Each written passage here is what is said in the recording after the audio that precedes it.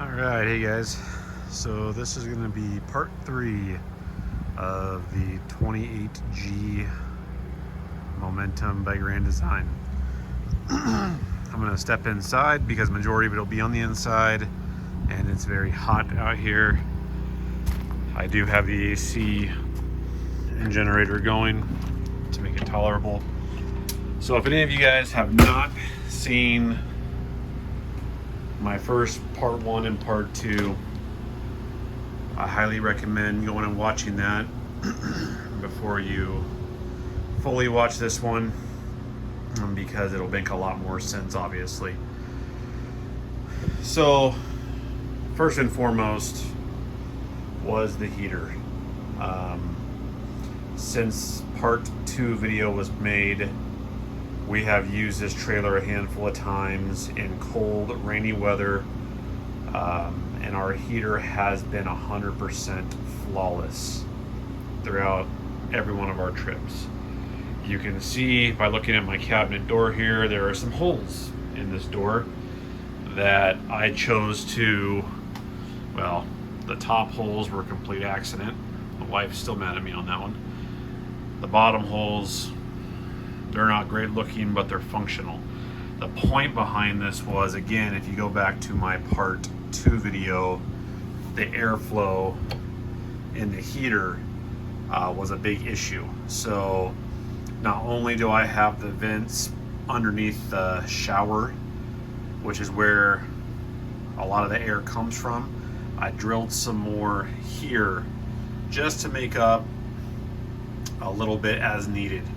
I've also got some right here, which is where the hot water heater sits. So it's not pretty. I mean, it's not, trust me, after you're buying this thing and spending all this money, I don't like having holes in there, but right now I'm function over fashion, okay? So I'm gonna chalk the heater up as fixed. It is working great, no issues whatsoever, no hiccups, no nothing. I think that one's good and done. Now the trailer is going back into the shop for a couple things. First, let's see if I can get a shot of it for you guys. A little remedy for anybody that has this trailer and finds that it's super dark with the top bunk down and you're sitting at the table. My wife and kids decided LEDs all the way around, very cheap on Amazon. They stick great, no issues whatsoever. And if you can see right there, simply runs down behind the couch, plugs right in, and it's been awesome. We can see under here for games while we're eating meals. You can change this, 100 different colors, whatever you want to do. Kind of a cool little upgrade. I don't know if you guys can see too well. Right there, I have my 3-season doors, and then that is the gate/rail that goes around the patio when the patio is out, or AKA the ramp is down and you're using it as a patio. From day one, the gate was the wrong size. When you try to close the gate and latch it, it was about 2 inches too long. Long story short, COVID shut down the third-party manufacturer that made the gate. I don't know if they fired back up or if they had to hire a different company. The gate has finally been made. It's finally been delivered, so that is going to be put on. Secondarily, and I don't think you can see it because it's actually going to be behind that glass, that wrong gate, or gate in general, very first trip we had it out for Memorial Day weekend, was down a gravel road, unfortunately, for a bit. And when we got to where we're going and I went to unload the ATVs, there was a huge hole. It's in the screen right here that you can't see behind the glass. A huge hole was ripped in the 3-season doors from that gate. So there's the first 2 things it's going back in the shop for. The other thing, which is quite annoying, is I have a slide that leaks when it rains, and unfortunately it has rained every time I've had this trailer out. You see a washcloth hanging on the handle. Well, that's not because I'm a slob, and it's not because it just fell there. it actually serves a purpose. When it rains, sorry for the generator noise, here's the wires that control slide motors. If you see that wire right there that's hanging down low, water is slowly, very slowly, coming down from in here on this wire, getting to a low point and dripping. Or it might be dripping down the wall. So that rag is to shove up in that gap, and it's not a lot, guys, but rains all night, you're gonna have a little puddle on the floor right there. So just another, I'm gonna chalk it up as really I don't know, it is getting better, but it's still very frustrating. As you can tell, I've had a different little solution here with the bed. I don't like the folding mattresses. I did have the mattress when you slide it in just kind of resting on the counter right here, but it's still kind of a pain in the butt. So I went ahead and just got some straps. I strap it up in place when we're using it, and when we're not,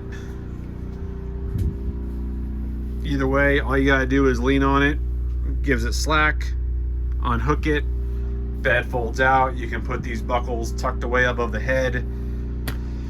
These you can leave under the mattress. They just kind of hang right off here, and your bed's out. I don't know, for me, easiest solution. So that's what it's going in the shop for, to get fixed this time. One other issue that I don't like, but it is functioning, is this fridge.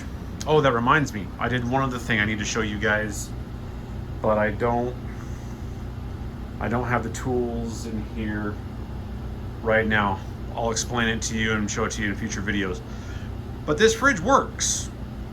The problem I have is there's a thermometer for the fridge, and it records 24 hours at a time, which is your low numbers here.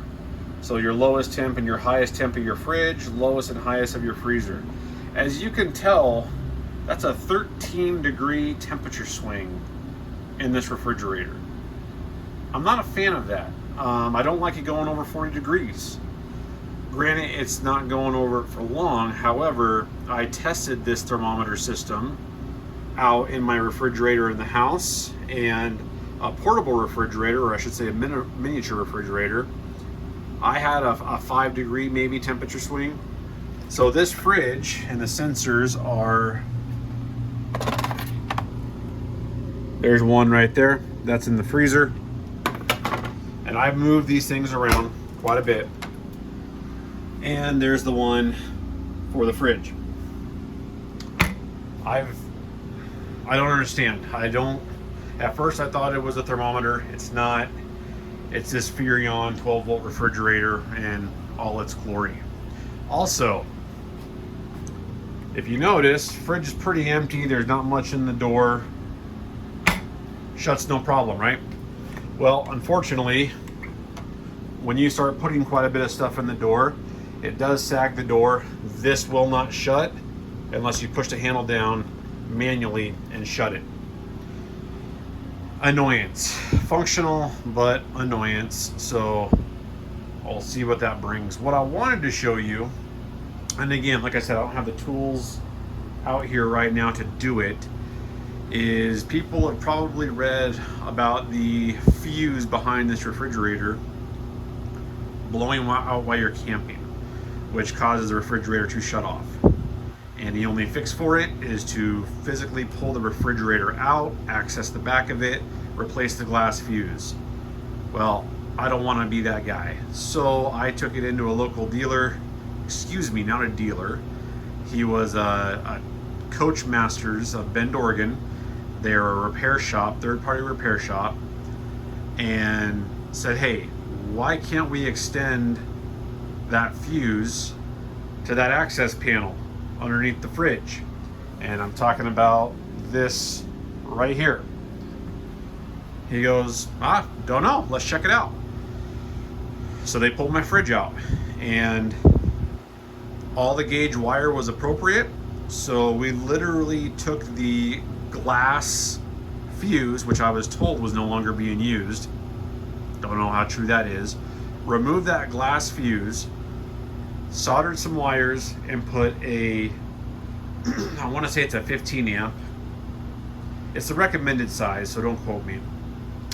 15 amp blade fuse, automotive style, right behind that access cover. So if I ever have a fuse blow in this fridge, I am not going to rip the fridge out. I'm not taking the food out.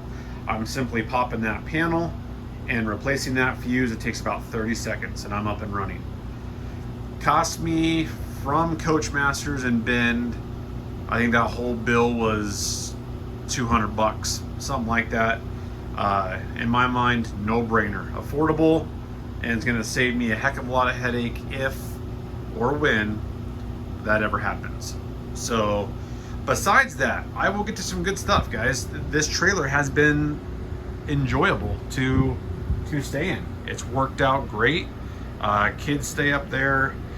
Yes, they complain the mattress is pretty hard because it's not very thick, obviously. Well, what do you expect, right? It's got to go up to the ceiling, but I've got some stuff to remedy that situation. Not a big deal in my opinion. We put in those LEDs all the way around. Has been great. We have a remote for that, so no argument there. Everything here seems to work beautifully. We did try the oven once, and I don't know if my wife just tried to turn it down too low, but we found out real quick that it went out and food didn't get cooked. So we went ahead, took it out, threw it in the microwave.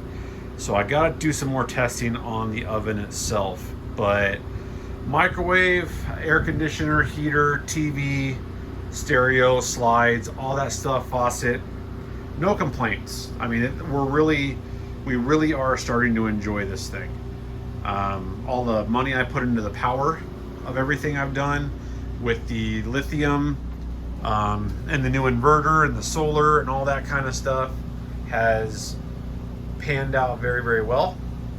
I can't say that I've given it a complete test because I have yet to camp in this thing in sunshine for the whole weekend. It's just been bad luck, if you will, that every time I've taken it out has been clouds and nothing but rain.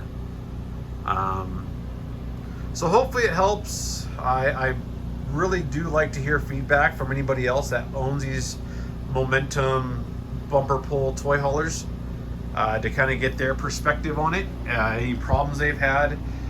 You know, there's not a lot of videos out there on them, which is why I'm doing this, we'll call it a series, if you will, to hear other people's opinions of them.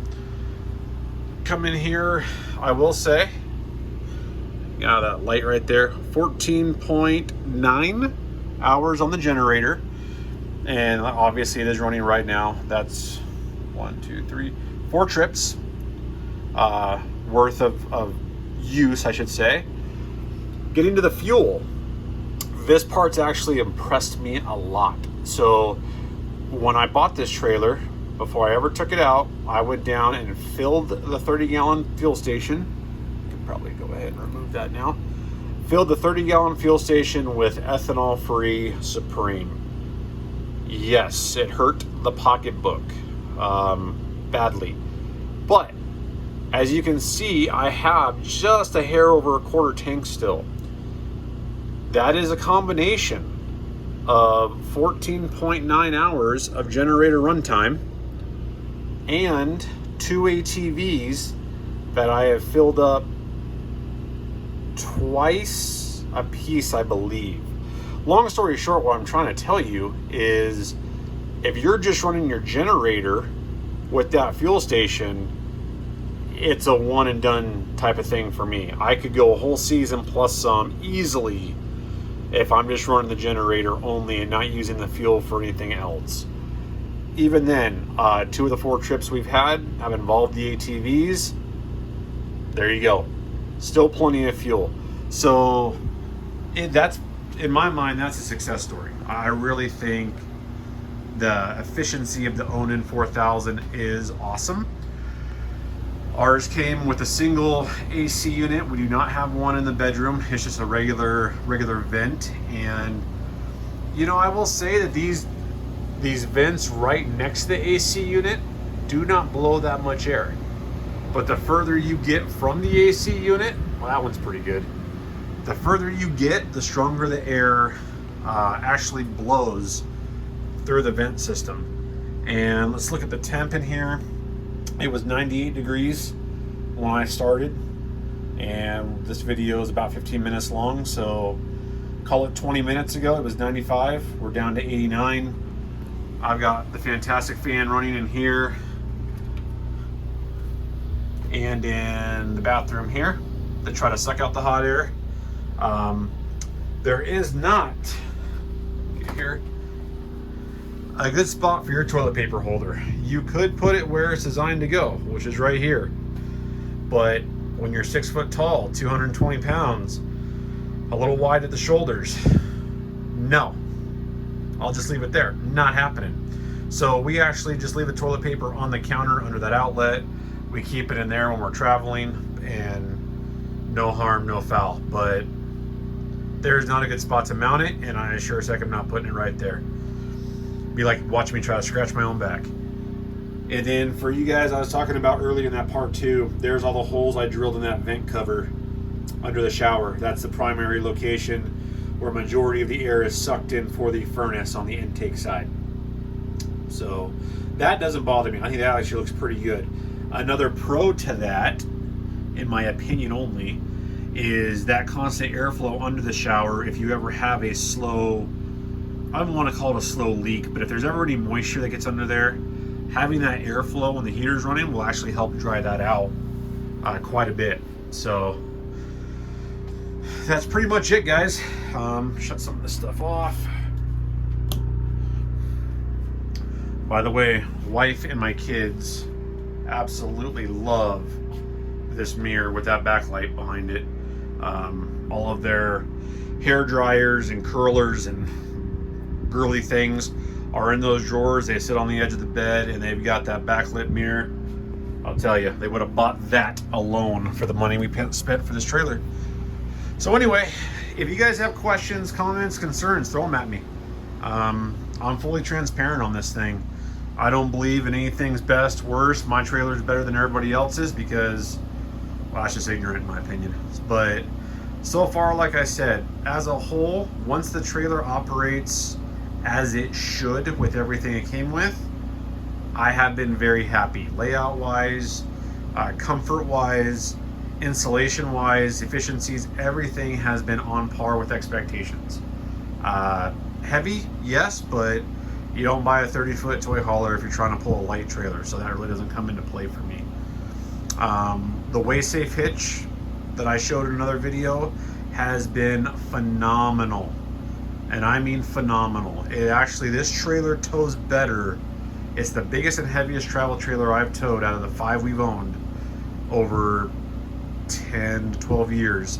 This trailer will tow down the road the best, even in the wind. It tracks the best. And I'm going to chalk it up to that WaySafe hitch. Absolutely great investment when you are bumper pulling between 10 and 13,000 pounds. So I will wrap it up here. It's 19 minutes, guys. Sorry for the long video here, but I want to make sure I'm thorough for everybody. Questions, let me know, and there will be a part 4 coming after a little while. We've got a 1.5 week trip scheduled with this to the coast, where it will be our first time in an RV park with full power, water, and sewer hookups in a 1.5 weeks. So I will provide information after that. All right, guys, have a good one.